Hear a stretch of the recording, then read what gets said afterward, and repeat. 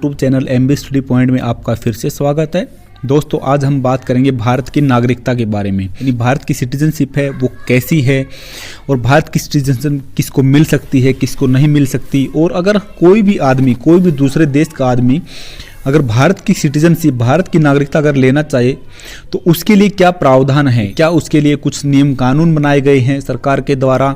जो कि उसके ऊपर इम्प्लीमेंट होते हैं जब कोई भारत की सिटीजनशिप लेता है। तो अगर बात करें दोस्तों अनुच्छेद की, तो संविधान के अंदर अनुच्छेद 5 से 11 में, अनुच्छेद 5 से 11 संविधान के जो हैं दोस्तों, उसके अंदर भारत की सिटीजनशिप का जिक्र किया गया है। और अगर बात करें दोस्तों भारत की नागरिकता की, तो भारत के अंदर जो है दोस्तों एकल नागरिकता है, यानी कोई भी व्यक्ति जो कि भारत देश के किसी भी राज्य का नागरिक होगा वो जो है भारत देश का नागरिक होगा और उसकी सिटीजनशिप जो है दोस्तों एक ही होगी। फॉर एग्जांपल, अगर हम दूसरी कंट्री का जो है दोस्तों अगर मूल्यांकन करके देखें तो अमेरिका के अंदर में जो है दोस्तों दोहरी नागरिकता का प्रावधान है, क्योंकि उसके अंदर जो है अमेरिका का नागरिक है वो अमेरिका का नागरिक तो है ही, उसके अलावा जो अमेरिका के देश के जो स्टेट हैं, जो उसके जो छोटे स्टेट हैं उसका नागरिक भी है, तो उसके अंदर जो है दोस्तों दोहरी नागरिकता होती है। लेकिन भारत के अंदर एकल नागरिकता का प्रावधान ही है। और अगर बात करें कि भारत की नागरिकता किसको मिल सकती है या कैसे मिल सकती है या कौन कौन जो है भारत का नागरिक होगा, तो दोस्तों पहली नागरिकता जो होती है दोस्तों लोगों को, भारत के नागरिकों को जो मिली है वो है जन्म से है, यानी प्रत्येक व्यक्ति जिसका जन्म संविधान लागू होने अर्थात 26 जनवरी 1950 जो संविधान की डेट है उसको उसके पश्चात भारत में हुआ है वो भारत का नागरिक माना जाएगा। और भारत के अंदर रहने वाले यानी कोई भी आदमी जो है दोस्तों भारत के अंदर रहने वाले या जिसका जो जन्म है वो जो भारत का संविधान है उसके लागू होने के पश्चात उसका जन्म हुआ है, भारत के अंदर उसका जन्म हुआ है,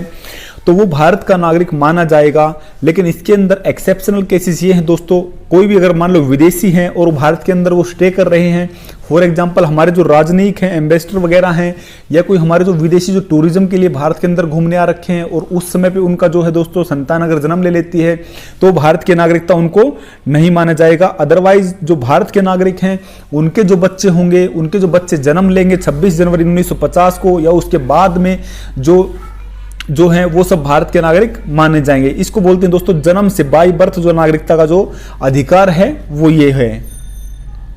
इसके आगे बात करें दोस्तों वंश परंपरा द्वारा कैसे कि विदेशों में जन्म लेने वाला बच्चा भी भारत की नागरिकता प्राप्त कर सकता है यदि उसके जन्म के समय में,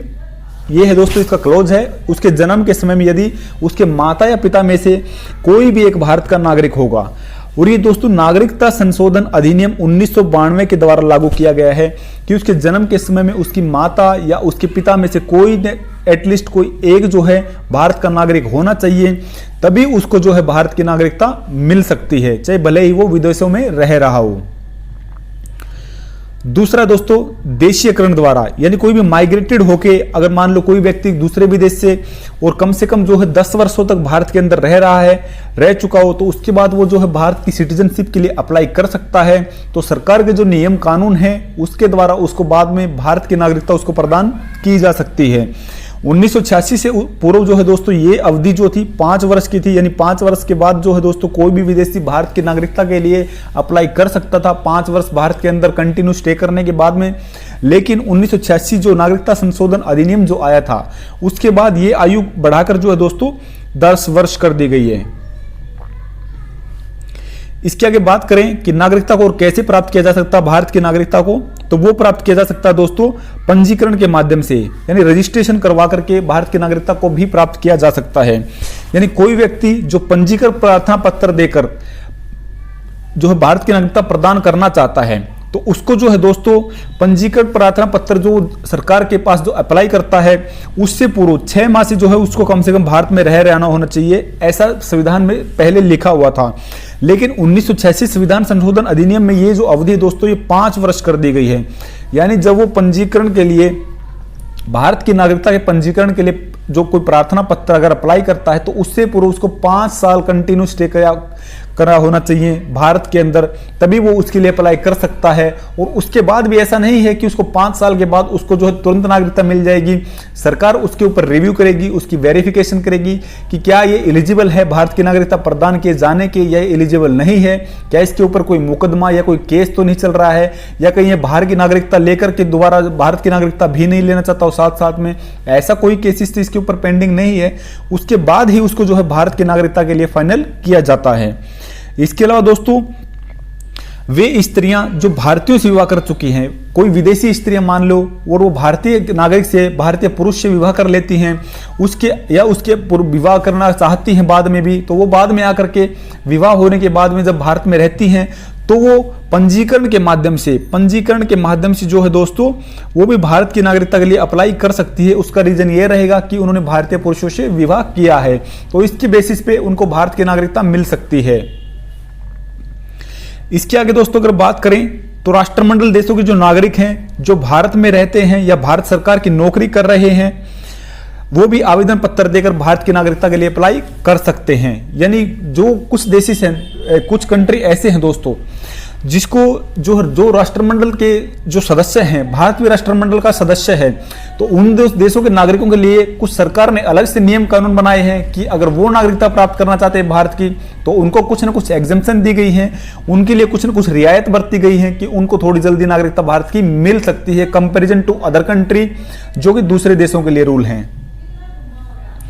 इसके आगे दोस्तों, भारत की नागरिकता एक मिल सकती है, किस रूल से मिल सकती है, वो है भूमि विस्तार के द्वारा। यानी कोई भी अर्जित किया हुआ राज्य है, यानी भारत देश अगर मान लो किसी भी पास वाली कंट्री पे, किसी भी नेबरिंग कंट्री पे अगर मान ले उसके ऊपर कब्जा कर लेता है या वो भारत के अंदर उसको शामिल कर लेता है उस कंट्री को, तो इस प्रकार भारत की जो भूमि का अगर विस्तार हो जाता है तो उस देश की जो पॉपुलेशन है उसको भारत की नागरिकता स्वतः मिल जाएगी। जब भारत की जो सरकार है वो ये चीज पब्लिश कर देगी, औपचारिक रूप से इस चीज की घोषणा कर देगी कि ये जो कंट्री के लोग हैं इनका भारत के अंदर विलय हो गया है, और इसके बाद में ये जो है भारत के नागरिक जाने जाएंगे, तो स्वतः उनको जो है अपने आप उनको जो है भारत की नागरिकता मिल जाएगी। इसके आगे हम बात करेंगे दोस्तों कि भारत की जो नागरिकता है वो अगर मिली हुई है किसी को, तो उसका अंत कैसे हो सकता है, कैसे उसको छीना जा सकता है, सरकार उसको कैसे उसको जो है दोस्तों हटा सकती है, भारत की नागरिकता कैसे छीन सकती है, इसके बारे में। क्योंकि अगर हमारे को नागरिकता मिली हुई है तो ये कम से कम ये आप मान सकते हैं कि आपको कोई ना कोई एक अधिकार दिया हुआ है, क्योंकि नागरिकता के बलबूते के ऊपर ही आप जो है सरकार के ऊपर कुछ क्लेम कर सकते हैं, कुछ राइट जो है क्लेम कर सकते हैं, कुछ उनसे जो है दोस्तों कुछ ग्रांट ले सकते हैं, कोई अनुदान है, कोई सहायता है, उसी नागरिकता के बेसिस पे ही उस पर्टिकुलर देश की जो सरकार है वो आपको देती है। तो नागरिकता का परित्याग करने से जो है दोस्तों अपने आप मान ले स्वेच्छा से कोई व्यक्ति अगर देश की नागरिकता को त्याग करना चाहे कि उनको तो है दोस्तों लिखित के अंदर अपना जो स्टेटमेंट देना पड़ेगा, सरकार को ज्ञापन देना पड़ेगा, उसके बाद सरकार जो है दोस्तों उसको एक्सेप्ट करेगी, एक्सेप्ट करने के बाद वो अप्रूव होगा। तो ऐसा करने से भी भारत की नागरिकता जो है दोस्तों स्वतः कोई छोड़ना चाहे तो ऐसा भी हो सकता है, उसके भारत की नागरिकता का मतलब अंत हो सकता है उस पर्टिकुलर व्यक्ति के लिए। दूसरा दोस्तों, अगर कोई आदमी भारत की नागरिकता लेने के साथ साथ किसी दूसरे देश का नागरिकता भी ले ले साथ में, यानी एक टाइम पे अगर 2 कंट्री की जो है दोस्तों नागरिकता वो लेना चाहे तो ऐसा पॉसिबल नहीं है, क्योंकि भारत के अंदर एकल नागरिकता प्रावधान है। भारत की नागरिक जो एक है वो पूरे जो वर्ल्ड के अंदर जो है दोस्तों एक ही नागरिक माना जाएगा, ऐसा प्रावधान है। और अगर वो मान ले किसी दूसरे देश की नागरिकता स्वीकार कर लेता है तो उसकी नागरिकता को छीना जा सकता है। इसके आगे बात करें दोस्तों सरकार के द्वारा नागरिकता छीनने पर, क्योंकि दोस्तों नागरिकता जो लोगों को दी जाती है वो एक विद इन लिमिट कोई काम करने के लिए दी जाती है, उसके जो है दोस्तों ऑब्लिगेशन भी होते हैं कि उसको उस हद तक ही काम करना है, उसको जो है कंट्री का जो है दोस्तों डिसरिस्पेक्ट भी नहीं करना, कंट्री का रिस्पेक्ट भी करना है, उसके कंट्री के जो रूल्स रेगुलेशन है उनको अडॉप्ट भी करना है, उसके अंदर रहते हुए काम करना है। और कोई भी मान ले किसी दूसरी कंट्री की जो है दोस्तों उसको खास करके वार टाइम जो सिचुएशन है उसके अंदर मदद भी नहीं करनी है,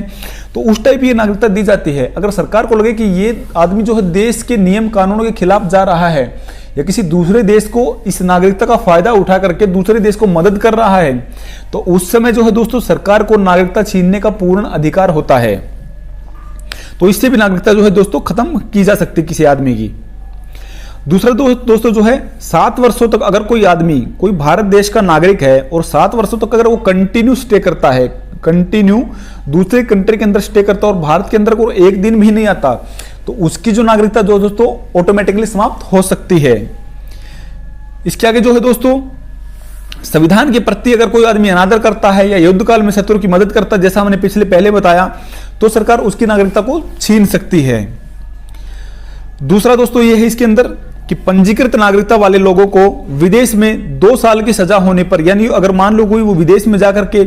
ऐसा कोई गुनाह कर देते हैं, ऐसा कोई काम कर देते हैं जिससे कि उनके ऊपर कंटिन्यू जो है दोस्तों 2 साल की सजा हो सकती है, 2 साल के लिए उनको जेल में डाला जाए या उनको और कोई सजा दी जाए, ऐसा कुछ किया जाए और उस सजा के कारण जो है दोस्तों अपने देश के अंदर में ना आ पाए 2 साल तक लगातार, तो भी उनकी जो है दोस्तों भारत की नागरिकता उनकी समाप्त हो सकती है।